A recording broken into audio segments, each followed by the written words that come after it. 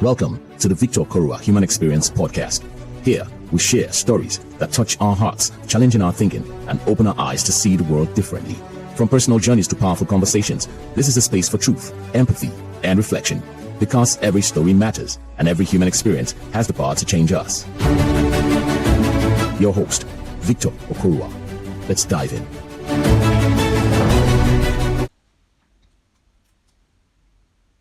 True or false? You wake up one morning, petrol price has gone up, and suddenly everyone is an economist. I am serious.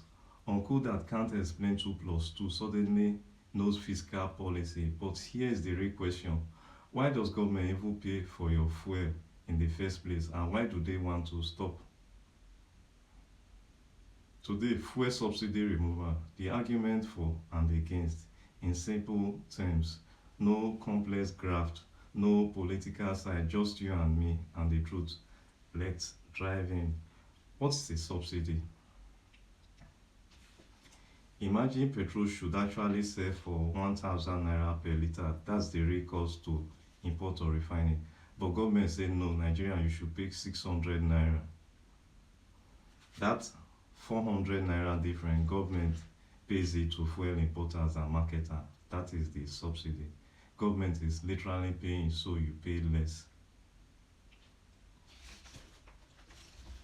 It sounds generous, almost like a gift. But every gift has a receipt. Argument number 1 from fuel subsidy removal supporter: it's robbery in reverse. Wait, hear me out. They say the rich benefit more from subsidy than the poor.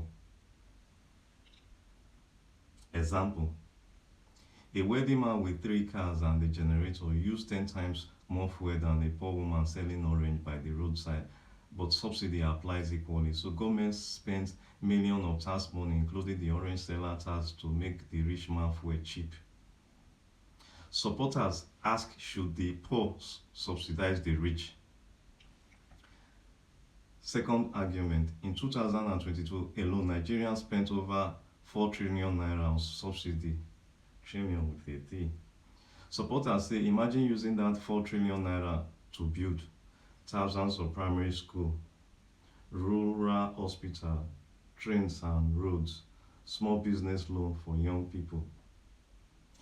But instead, it goes to keeping petrol cheap, which doesn't even help the poorest directly, because many poor Nigerians don't even own car. They use bus, and bus prices went up anyway. So they argue, kill subsidy, use the money for things that help everyone, not just drivers. Third argument: subsidized Nigerian fuel doesn't stay in Nigeria. Because our fuel is cheaper than neighboring countries, Cameroon, Benin, Niger, people smuggle it across the border. Government pays subsidy for fuel that leaves the country. Nigeria never sees it. Also, some marketers lie about how much fuel they import. They claim more, collect more subsidy money, and pocket the difference. Supporters say remove subsidy, kill the fraud and smuggling overnight. Now, let's flip the coin. Why do people want to keep subsidy? First argument against removal: everything will explode in price. Petrol isn't just for cars. It powers generator for small shops, factories, hair salon, phone charging kiosk,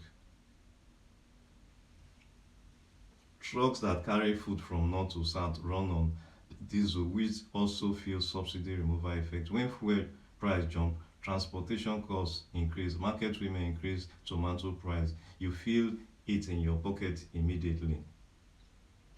Opponents say removing fuel subsidy without safety net is like removing painkiller before surgery.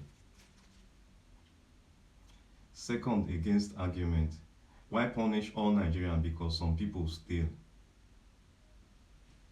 Opponents say fix the fraud, don't remove the subsidy. Other countries like Egypt and Indonesia have subsidies and manage them better. They argue if subsidy money is being stolen, arrest the thieves, don't take help away from millions struggling to eat. Final against argument: remove subsidy after we have working refinery and affordable public transport.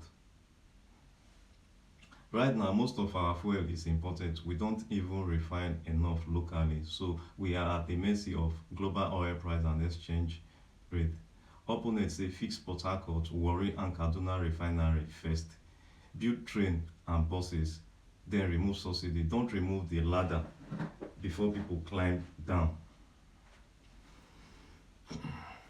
Here's what I can say without taking side. Both sides agree subsidy is expensive, current system has problem, poor Nigerians need protection. Where they disagree: remove now versus remove later. Fix corruption first or remove first? Who actually benefits?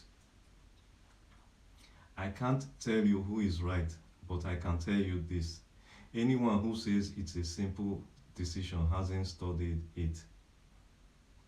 Many economists and regular Nigerians say if subsidy is removed and the money saved should be visible.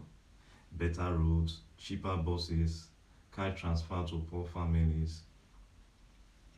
If fuel price goes up and nothing changing, that's when people get angry, not because subsidy was removed, but because they can't see where the money went.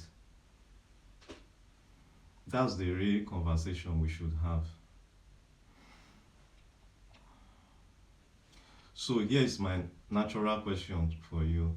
If 4 trillion naira is removed from subsidy removal, what is the first thing you want government to use it for? Schools, hospital, roads, buses? Comment below. Let's be civil. No party names, just ideas. Like and share. Next time, why the Naira keeps falling against the dollar. Explain with biscuit. See you next time, Nigeria.